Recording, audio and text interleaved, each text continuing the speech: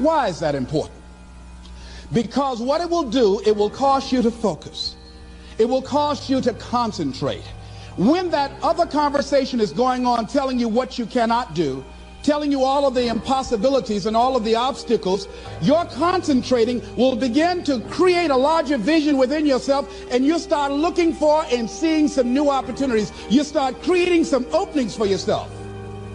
As you begin to read that every day, day in and day out, that will make you focus.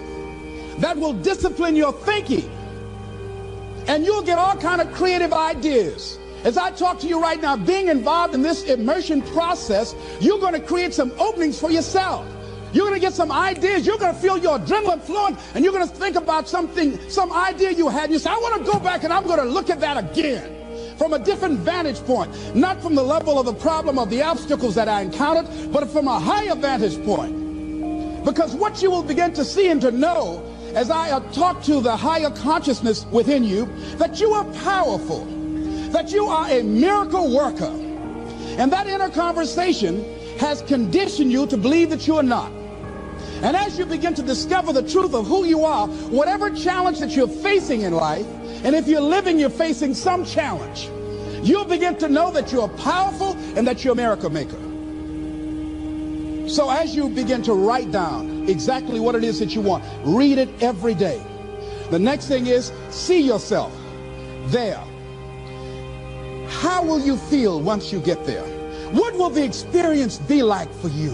What will be different? What kind of person do you have to become in order to get there? Visualize yourself there, living the experience. I remember when I ran for state representative in Columbus, Ohio, and I had a lot of people telling me, and you got to watch not only the conversation within, but the conversation without, telling me, Les, you can't possibly win. You can't do that. And I went down to the legislature, and I saw myself. I knew what I wanted. I saw myself in the chair. I pointed out the chair that I wanted. I used to go and sit up in the galleries and watch the legislative process. I used to go to the committee meetings and listen to legislation being introduced. I learned how to write legislation, how to amend legislation. I started thinking like a legislator, got up every day dressing, thinking like that, selling myself on it, seeing myself in the legislature. Mr. Speaker, I'm the gentleman from the 29th House District. I'd like to introduce a bill. I went in the legislature, walked around. I had the experience of it. And when I ran and won against overwhelming odds, they were shocked. I won the election even before it was held because I was living it in my mind. You want to see yourself beyond your circumstances. You got a challenge, see yourself beyond your challenge. See yourself with the challenge already resolved. And knowing that all is well, seeing yourself in control and in charge of your destiny, being healthy and happy. The next thing is, it is important in the area of motivating yourself, it's important to know why you're doing it. Because that mind will say, why bother? Why go through all this? This is too hard. No, throw in the towel. It's not worth it. Has it ever said that to you before? Here's how you can handle that. Here's how you override that. Write down 5 reasons why you deserve it. Why do you deserve what you want? Why you? Why do you deserve it? What meaning and value will it bring to your life? What's so different about you that you deserve your goal or this goal? And when you write down those 5 reasons, when you have some down moments, and you're going to have them, when that conversation starts talking to you and it's going to talk to you, what you will do is you can pull that out and read it, and it will build you up. It will be your rod and your staff to comfort you through some challenging moments, because you're going to have some. Life will knock you between the eyes. It will catch you on the blind side, come out of nowhere, stuff you can't anticipate. That will knock the wind out of you. You want to give up.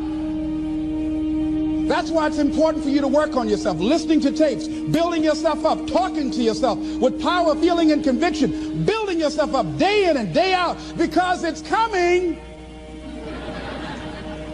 I guarantee you. Life is just waiting. Oh, he's doing good now, huh? Very good. I remember I had an experience. I was pursuing my dream. And that's why you have to work on yourself. You don't know what's going to happen. And I was telling people, I had this big rally I had to do. It was 5,000 people there. And I said, you must work on yourself. If you want a larger vision, you've got to empower yourself continuously, because life will catch you on the blind side. And after I finished my speech, I got a rousing standing ovation. And I went and called the young lady that I was dating at the time. I said, hey, guess what? I said, they love me. I got a standing ovation. And they were chanting, we want the motivator. We want the motivator. I said, listen, we want the motivator. Do you hear? She said, yes. Les, I need to talk to you. I said, well, wait a minute. You're talking about tough. I was getting off, and I'll be home soon. Les, I heard a voice in the background. Hurry up and tell him. Who's that? Les, you've been gone a lot, and there's somebody else. What? And they came in. Les, come on, Mr. Motivator. They want you back out there. Wait a minute, hold a minute. What'd you say? I'm sorry, there's someone else. I heard the voice say, hang the phone up. Come. I say, wait a minute. I say, hey, Motivator, come on. They want you. Can't you hear them cheering? I say, okay. I say, when you working on a larger vision, I say, you got to really work on yourself, because life will catch you on the blind side.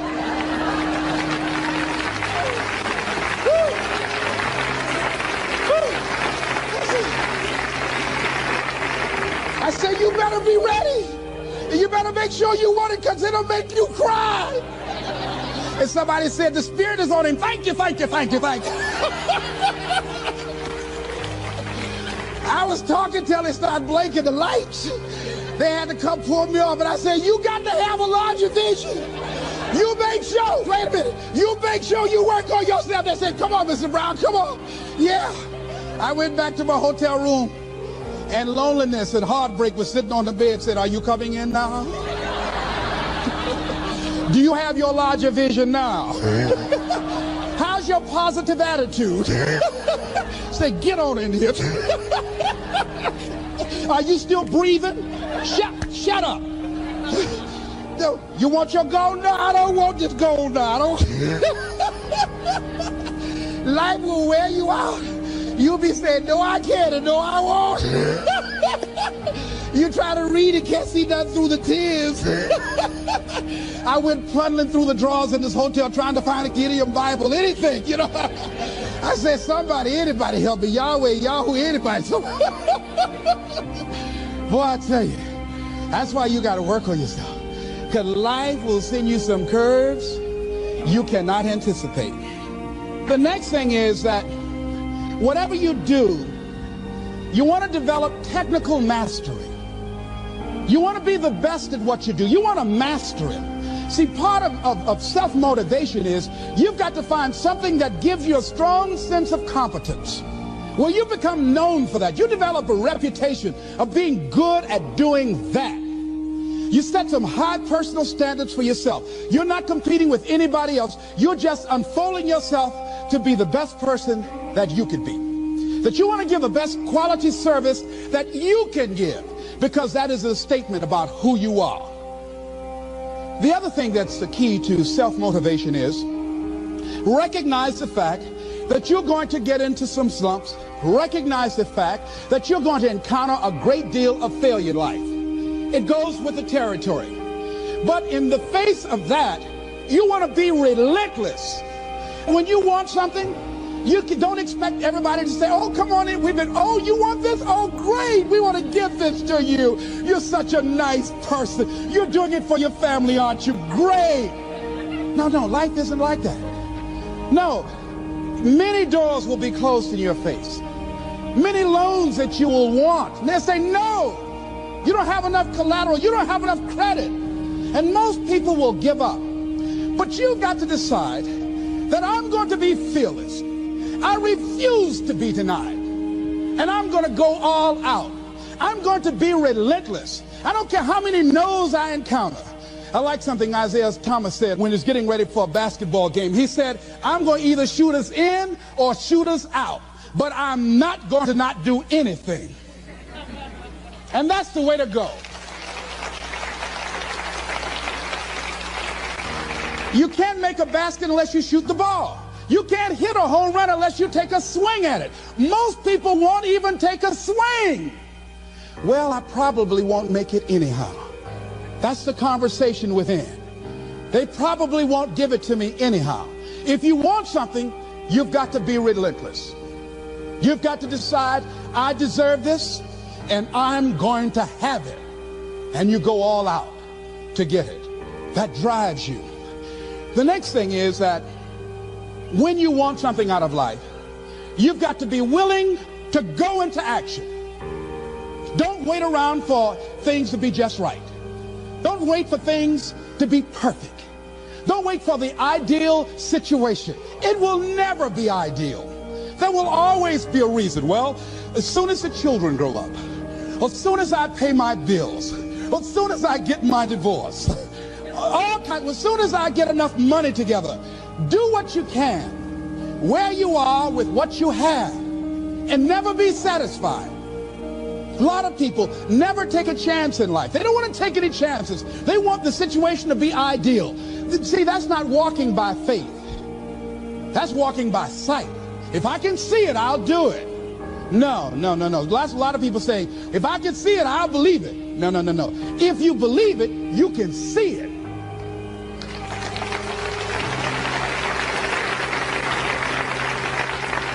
And don't be disturbed because no one else can see it. That's not unusual. That is ordinary.